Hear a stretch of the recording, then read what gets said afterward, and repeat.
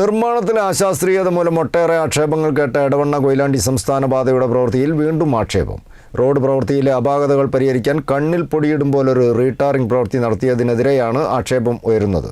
വേഗനിയന്ത്രണത്തിനും ഡ്രൈവർമാർക്ക് കൂടുതൽ ശ്രദ്ധയുണ്ടാവാനുമായി ഇടവിട്ട് സ്ഥാപിച്ചിരുന്ന rumble സ്ട്രിപ്പുകൾക്ക് മുകളിലൂടെയാണ് tarring നടത്തിയത് എന്നാണ് ആക്ഷേപം. നിർമ്മാണത്തിലെ അശാസ്ത്രീയത മൂലം ഒട്ടേറെ ആക്ഷേപങ്ങൾ കേട്ട എടവണ്ണ കൊയിലാണ്ടി സംസ്ഥാന പാതയുടെ പ്രവൃത്തി സംബന്ധിച്ചാണ് വീണ്ടും ആക്ഷേപം ഉയരുന്നത്.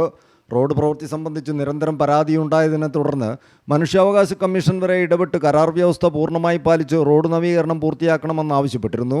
ഇതിനിടെയാണ് കരാർ കമ്പനി കണ്ണിൽ പൊടിയിടും പോലെ റീടാറിംഗ് പ്രവൃത്തി നടത്തിയത്.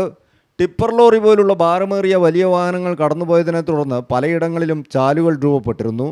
ചിലയിടങ്ങളിലാവട്ടെ ചെറിയ കുമിള പോലുള്ള മുഴകളും കുഴികളും രൂപപ്പെടുകയും ചെയ്തിരുന്നു.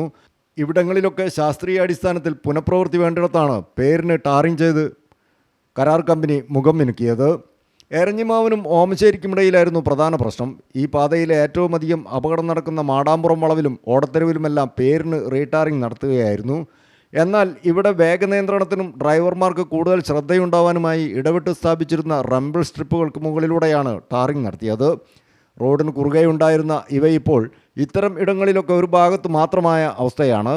മഴക്കാലമായാൽ വാഹനങ്ങൾ തെന്നിമാറി അപകടത്തിൽപ്പെടുന്നത് തടയാൻ ഒരു പരിധിവരെ ഈ റംബിൾ സ്ട്രിപ്പുകൾക്ക് സാധിച്ചിരുന്നു. അതിൻ്റെ മുകളിലൂടെ ടാർ ചെയ്തതുമൂലം അതിപ്പോൾ റോഡിൻ്റെ ഒരു ഭാഗത്ത് മാത്രമേ കാണാനുള്ളൂ. ചുരുക്കത്തിൽ ഈ പാതയിലെ ഓരോ പ്രവൃത്തിയും അപൂർണമോ നിരന്തരം ആക്ഷേപങ്ങൾക്കിടയാകുന്നതോ ആവുകയാണ്. റീബിൽഡ് കേരള പദ്ധതിയിൽ ഉൾപ്പെടുത്തി 222 കോടി രൂപ ചെലവഴിച്ച് നവീകരണം നടന്ന ഈ സംസ്ഥാന പാത പ്രവൃത്തി എന്നാണ് വ്യവസ്ഥ പ്രകാരം പരാതികളൊന്നുമില്ലാതെ പൂർത്തിയാക്കുക എന്നാണ് യാത്രക്കാരുടെ ചോദ്യം. News bureau, Mukkam.